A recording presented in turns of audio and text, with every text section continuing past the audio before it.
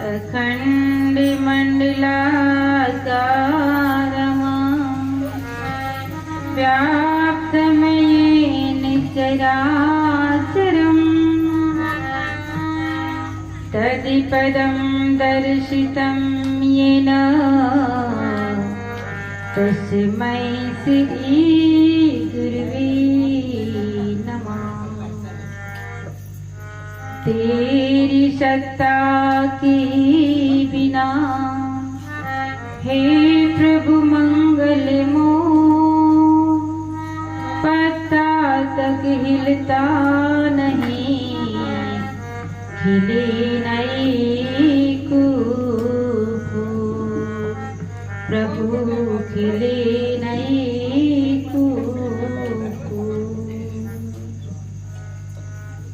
सभी लोग प्रेम से दोनों हाथ ऊपर करके प्रभु के नाम का जय घोष लगाएंगे। बोलिए श्री सद्गुरुदेव महाराज की जय। आदिशक्ति जगत जननी माता जी की जय। साचे दरबार की जय।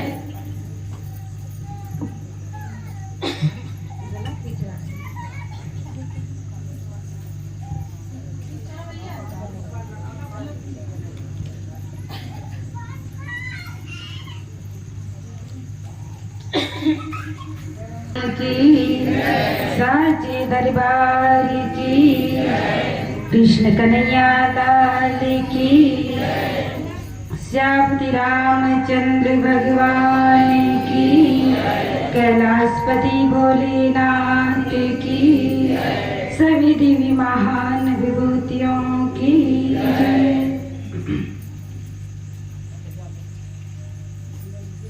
यहाँ पर उपस्थित सभी धर्म प्रेमी सज्जनों, प्यारी भक्तिमती आदरणीय माता एवं बहनों, हम सभी लोग काफी देर से मंदिर के पवित्र प्रांगण में बैठ करके काफी देर से आदरणीय भाई जी के द्वारा सत्संग रूपी गंगा में गोता लगा रहे थे। बड़े ही सौभाग्य की बात है कि आज हम सबको यहाँ पर सत्संग सुनने का ये सुंदर मौका मिला हुआ है। और आज का जो सत्संग है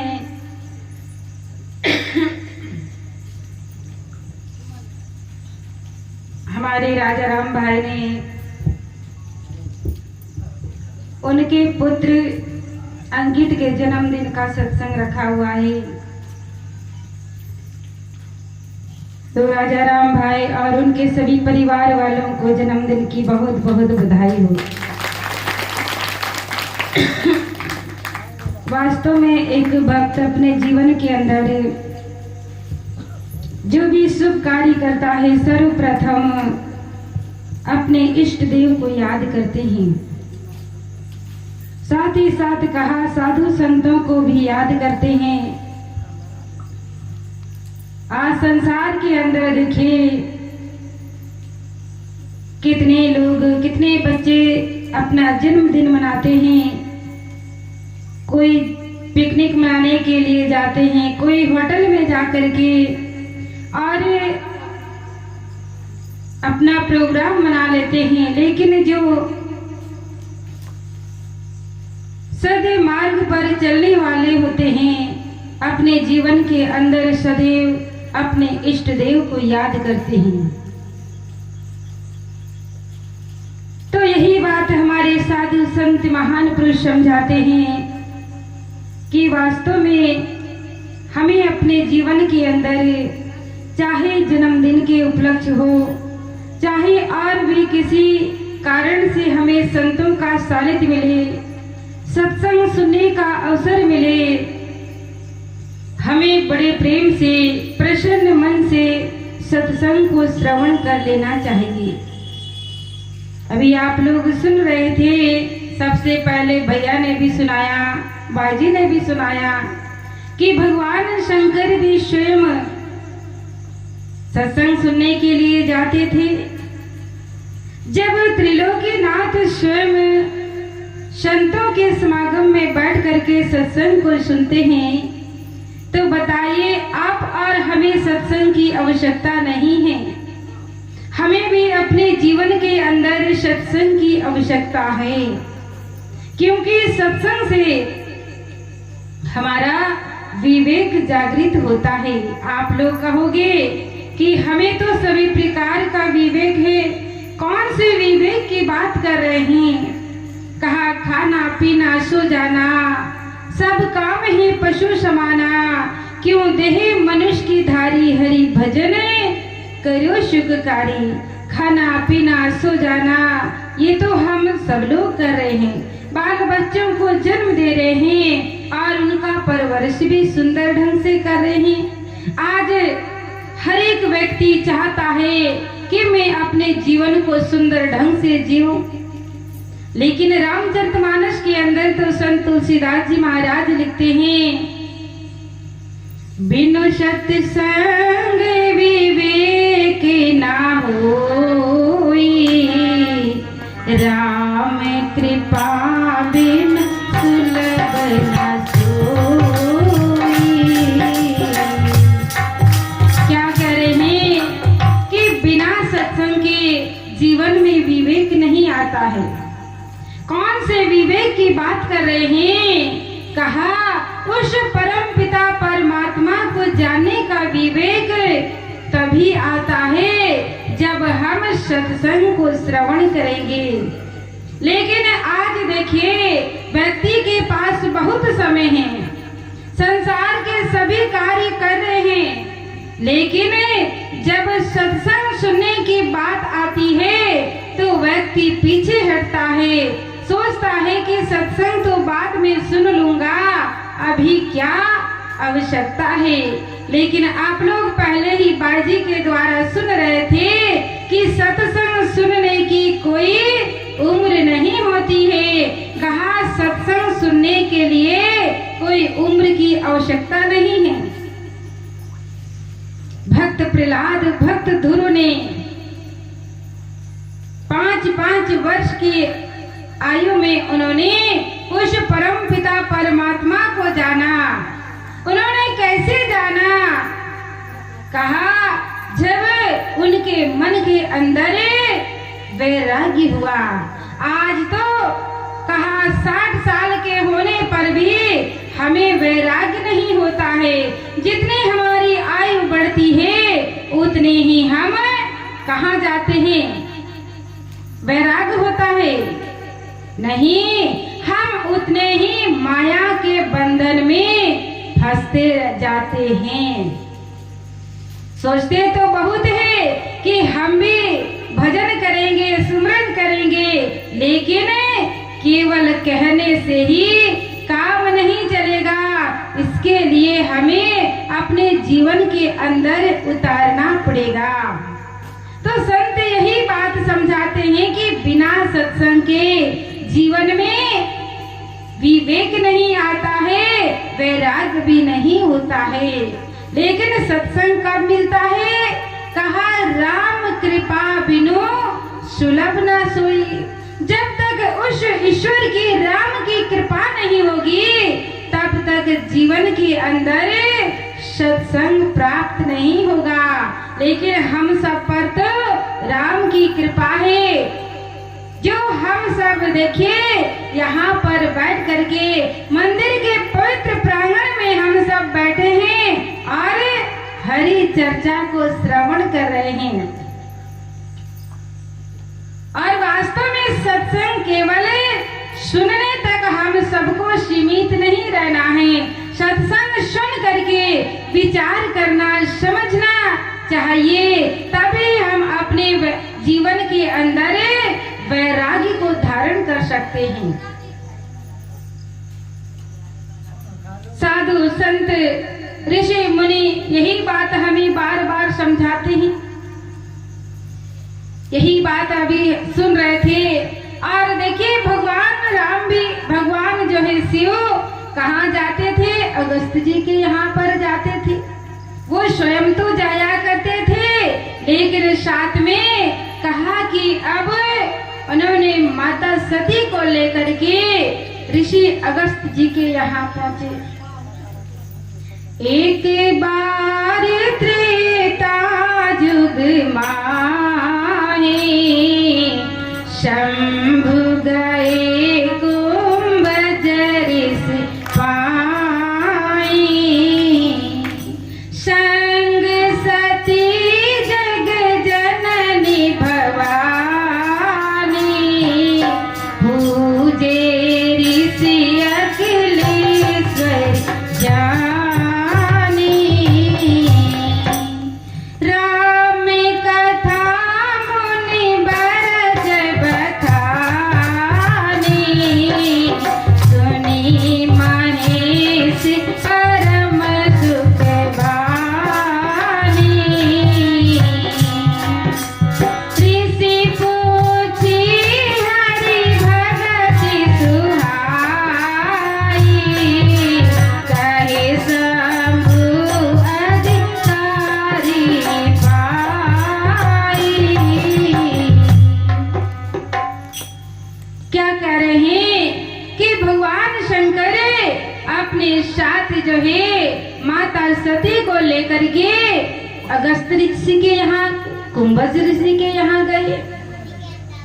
जब ऋषि ने देखा कि मेरे द्वार पर भगवान शिव तो आते ही थे, लेकिन आज जो है माता सती को लेकर आए, और देख करके इतने प्रसन्न हो जाते हैं, प्रफुल्लित हो जाते हैं, और दौड़े दौड़े जल लेकर आते हैं, चरणों को पखारते हैं, और चरण पखार करके सुंदर पवित्र आसन जो उन्होंने बनाया उस आसन पर बिठाते हैं।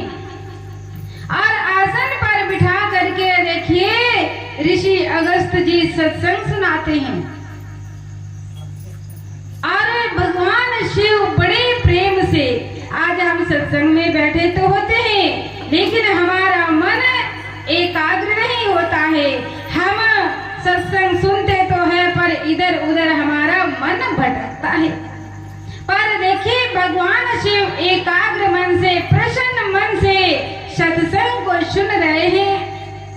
और सत्संग सुनने के बाद देखिए, पहले तो ऋषि ने सत्संग सुनाया, लेकिन जब सत्संग कथा समाप्त होती है तो भगवान शिव से भक्ति की महिमा को पूछते हैं।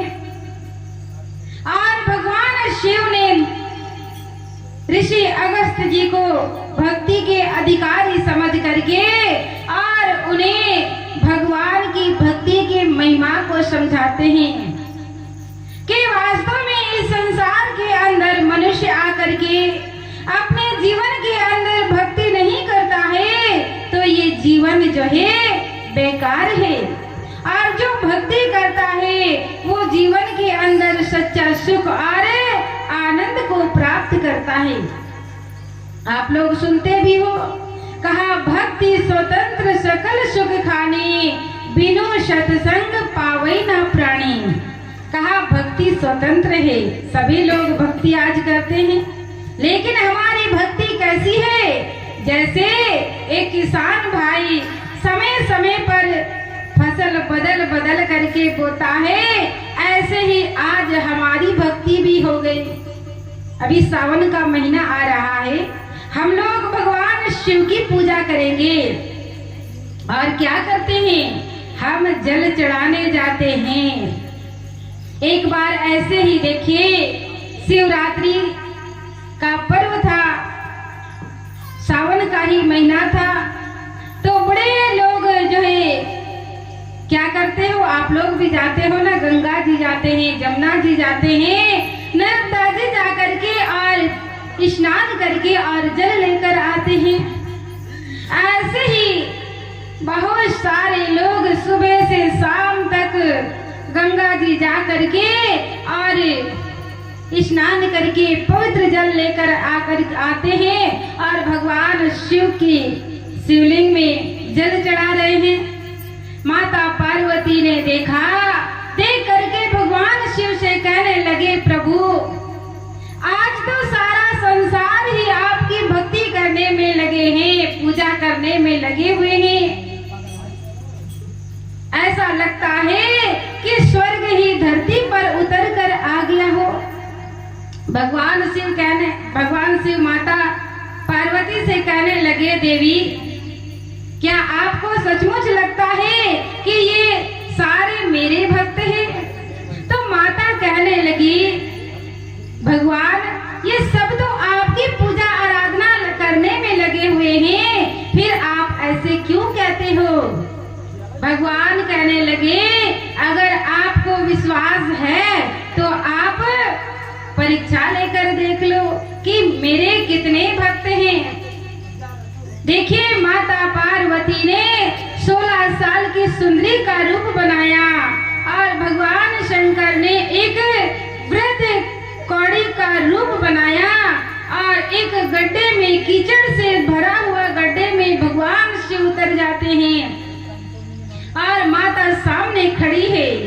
जो भी लोग जा रहे थे कहते हैं कि मेरे पति को इस गड्ढे से निकाल दो, वृद्ध है, बूढ़े हैं, इस गड्ढे से बाहर नहीं निकल पा रहे हैं। तो सब लोग ताने मार मार के चले जा रहे हैं। कहते हैं कि आप इस बूढ़े के साथ क्या कर रहे हो? आप हमारे साथ चलिए, हम आपको रानी बना करके रखेंगे, इनके साथ रह करके क्या करोगे? इस प्रकार से देखिए सुबह से शाम हो गया, लेकिन किसी ने भी निकाले नहीं। लेकिन एक किसान भाई, वो भी उसी रास्ते से जो है स्नान करने के लिए जा रहे थे। अब माता पार्वती ने उनके आगे भी हाथ जोड़ा और कहा, भाई मेरे पति को आप कीचड़ से बाहर निकाल दो। उन्होंने कुछ कहा नहीं और दोनों हाथ जोड़ करके प्रणाम किया और कहा, देवी आप जैसे देवियों के कारण ही ये पृथ्वी आज टिकी हुई है।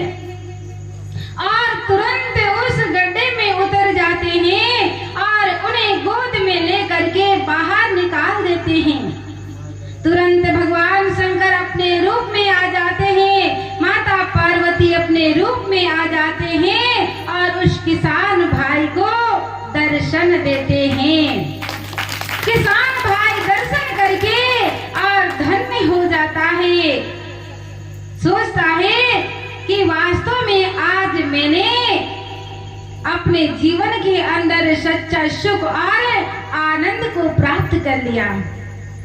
तो ऐसे ही कहने का भाव अर्थ है कि आज संसार के अंदर हम किसी का खंडन नहीं करते हैं, लेकिन लोग फसल के समान बदल बदल करके पूजा आराधना करने में लगे हुए हैं। भगवान शिव की पूजा तो कर रहे हैं, लेकिन हम ये नहीं विचार करते कि भगवान शिव स्वयं ध्यान में बैठ करके किसका ध्यान कर रहे हैं। भगवान गणेश जी की पूजा तो हम कर रहे हैं, लेकिन मन के अंदर ये विचार नहीं करते हैं कि भगवान गणेश जी की पूजा क्यों की जाती है। क्योंकि भगवान गणेश जी ने भी अपने हृदय के अंदर उस नाम को जाना था। कहा, सुमेर पवन सुत पावन नामो, अपने बस कर राखे रामो। कि भगवान राम से कहते हनुमान जी ने भी उसी नाम को जाना था जिस नाम को भगवान गणेश जी ने जाना। आज हम जानने की कोशिश नहीं करते हैं। माता की पूजा तो हम बहुत करते हैं, लेकिन माता ने कौन सी शक्ति की ध्यान साधना किया, आज हम वो नहीं कर रहे हैं। कहा, माता भी वही शक्ति का ध्यान करती है जिस शक्ति का ध्यान स्वयं भगवान शंकर कर रहे हैं, जिसका ध्यान स्वयं भगवान राम कर रहे हैं। तभी तो भगवान राम भी स्वयं कहते हैं कि मैं उस नाम की महिमा गा नहीं सकता। कहा, कहो कहाँ लगी नाम बढ़ाई, राम न सकई नाम गुण गाई। कि भगवान राम भी यही बात समझाते हैं कि मैं भी उस नाम की महिमा का बखान नहीं कर सकता हूँ। ऐसे पवित्र और पावन नाम को जानने के लिए हम भी इस संसार में मनुष्य शरीर धारण करके आए हुए हैं। लेकिन हमने तो सारा जीवन संसार में, सारा जीवन हमने माया में ही बिता दिया। हमने कभी जानने की कोशिश की, लेकिन जिसने अपने जीवन के अंदर जाना है, बहुत अच्छी बात है कि जिसने जाना है तो जान करके भजन सुमरन करे, और जिसने नहीं जाना है तो वास्तव में उस सत्य को जानने की कोशिश करे, जिस सत्य को भक्तों ने जाना था। हमें भी ये सुंदर जीवन परमात्मा की कृपा से मिला हुआ है। तो मैं क्या समझा रही थी कि भगवान शंकर सत्संग में बैठ करके बड़े प्रेम से सत्संग को सुना, लेकिन उसी स्थान पर माता सती बैठी हुई थी। माता सती के मन में पहले ही संशय हो गया था।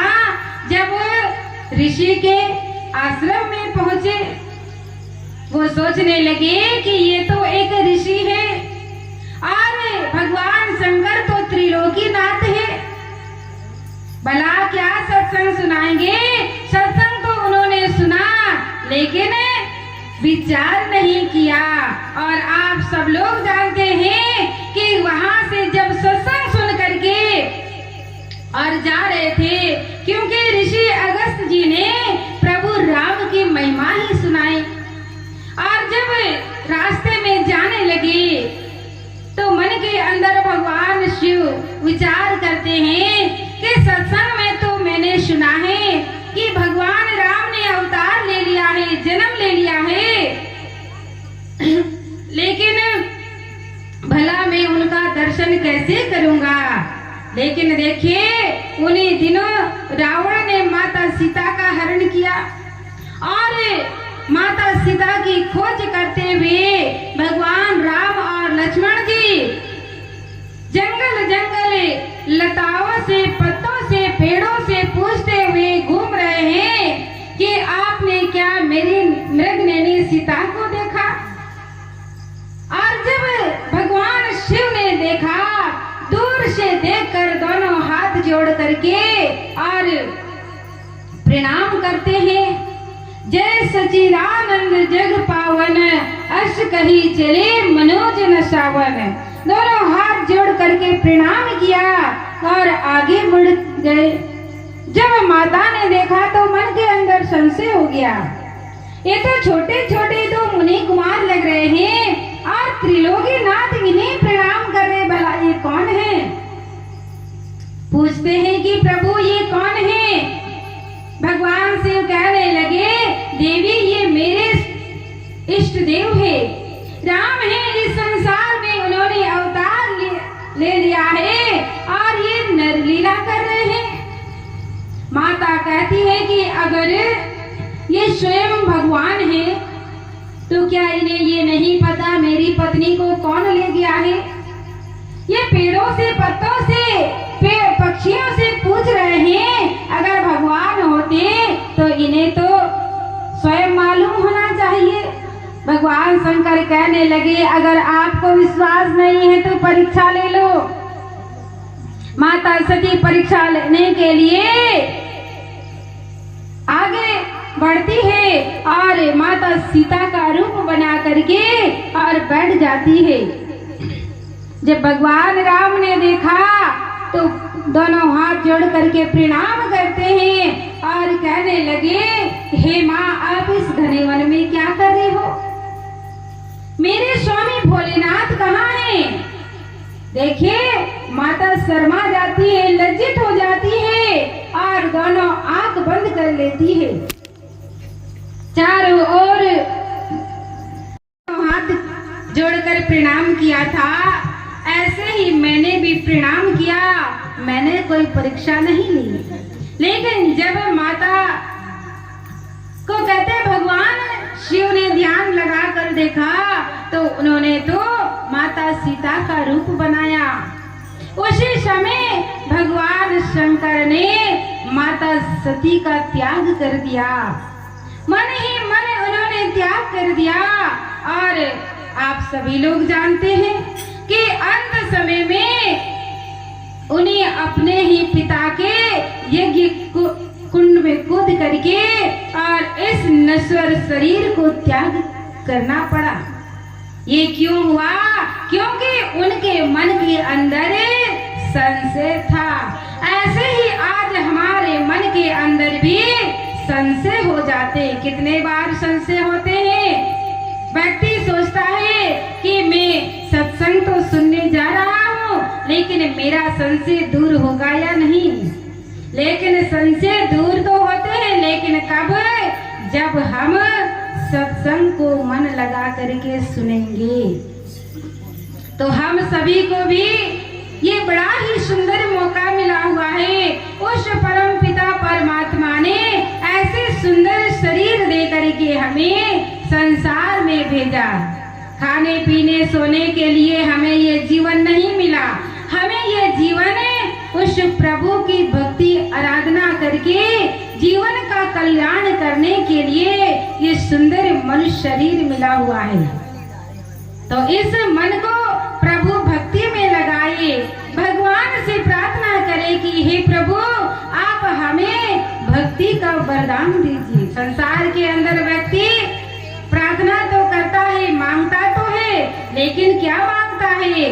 बाहरी जगत के धन दौलत को आज व्यक्ति प्राप्त करना चाहता है, लेकिन असली दौलत क्या है? वो नाम रूपी दौलत है जो हमें सबको अवसर मिला हुआ है। और ऐसे अवसर को पा करके जो जीवन के अंदर लाभ प्राप्त करता है, वही व्यक्ति जीवन का कल्याण करता है। तो हमें भी ये सुनहरा अवसर मिला हुआ है, तो ऐसे अवसर का लाभ प्राप्त करें। एक छोटा सा भजन रखूंगी, सभी लोग साथ देंगे। बोलिए आनंद कंद भगवान की, साचे दरबार की जय। भगवान मेरे दिल में भक्ति की लहर भर दो। भगवान मेरे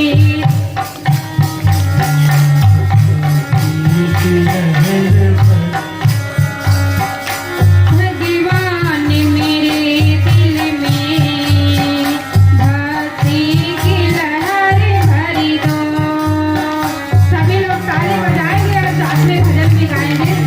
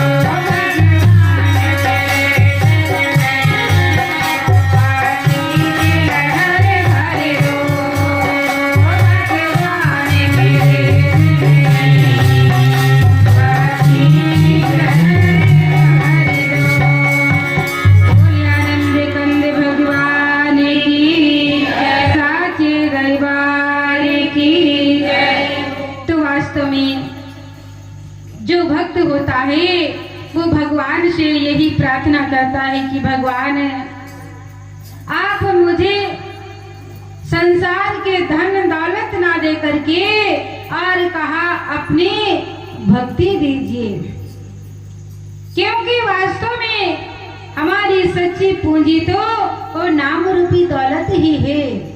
संसार के अंदर जितने भी धन दौलत हम प्राप्त करते हैं सब कुछ छोड़ करके व्यक्ति चला जाता है, कुछ भी साथ नहीं जाता है। तो ऐसे अवसर का हमें भी अपने जीवन के अंदर लाभ प्राप्त करें, क्योंकि ऐसा अवसर बार बार प्राप्त नहीं होता है।